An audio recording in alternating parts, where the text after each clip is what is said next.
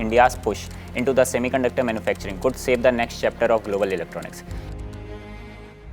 Hello everyone, I am Sankalp Samdariya from Indian Institute of Science, Bangalore, India. I am here at the NXT Conclave 2026 at Bharat Mandapam to talk about why India's push into the semiconductor manufacturing could shape the next chapter of global electronics. If I ask you to take a look at the smartphone in your pocket, you'll see billions of transistors inside, powering everything we do, from communication and navigation to artificial intelligence.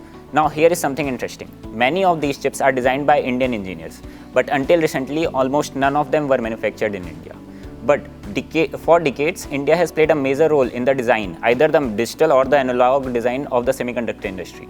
Engineers working in India contribute to chips used in smartphones and many other technologies around the world. But the physical manufacturing of these chips has mostly taken place elsewhere, especially in countries like Taiwan, South Korea and the US. Because of this, India has remained heavily dependent on imported semiconductors for electronics and even the critical sectors like defense. But that dynamic is now beginning to change.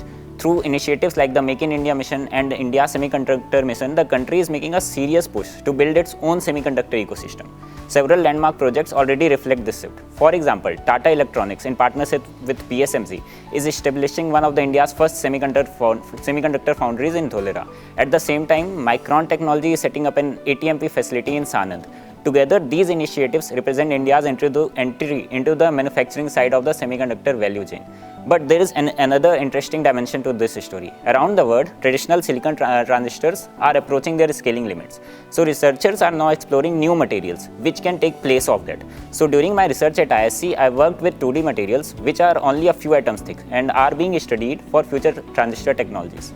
One promising direction is combining semi-metals like bismuth with 2D materials to create better electrical contacts and more efficient electronic devices. So, while India's emerging semiconductor fabs represent the country's entry into the chip manufacturing, the bigger opportunity lies in combining infrastructure engineering, talent and advanced materials research. If these pieces come together, India will not only participate in the global semiconductor ecosystem but also help shape the future of the electronic technologies. In other words, India's semiconductor journey is moving from designing chips to building them and perhaps even redefining how they are made. So finally, I will conclude by saying that I am happy to be the part of this NXT conclave, and namaskar, dhanyavad, vande matram.